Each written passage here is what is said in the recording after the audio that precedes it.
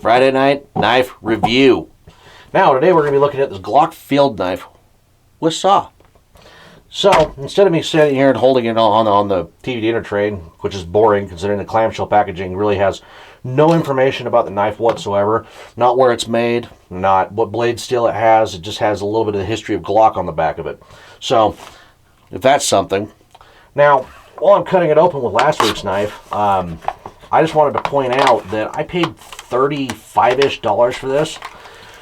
I mean, I could have got it for a little cheaper, but I figured, why not spend a little bit more money and not have to spend $6 on shipping from Amazon? So, let's go ahead and let's get her out. Toss that off to the side. There's the sheath. It's just typical polymer freaking Glock plastic. See if this actually... Ooh, I like that. You can get the little belt clip right there, which is huge. I mean, you can put that on a utility belt. That's kind of nice, and it actually flexes out enough to the point where the little thing right there will come out. But let's go ahead and let's get it open. Ooh. On the tank stamp, if you can read it, it says made in Austria, which I wasn't really expecting that. I was actually expecting it to say made in China.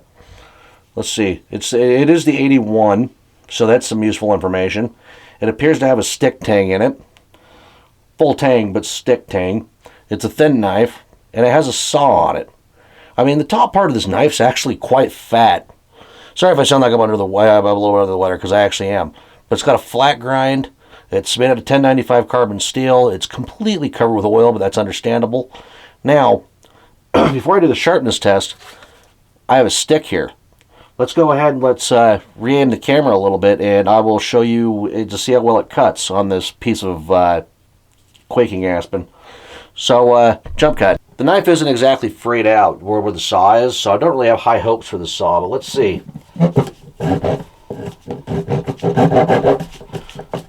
Okay.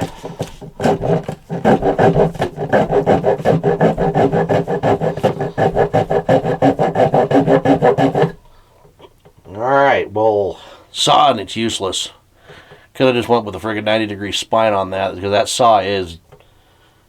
You'd eventually cut through something, but you'd be better off probably batoning with a knife like this. I mean, and I say that loosely, because I don't firmly believe in batoning knives. But, anyhow, let's get the freaking camera re-angled back up. So jump cutting. Now, with my thin copy paper, well, not copy paper, but my thin paper, is it sharp? I would definitely say that's sharp. Right out of the box, too, huh? Well, that just ripped the paper right there.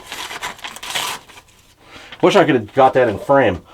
But other than the saw and it's useless, and it is a little long. I will say that. This knife is a bit long.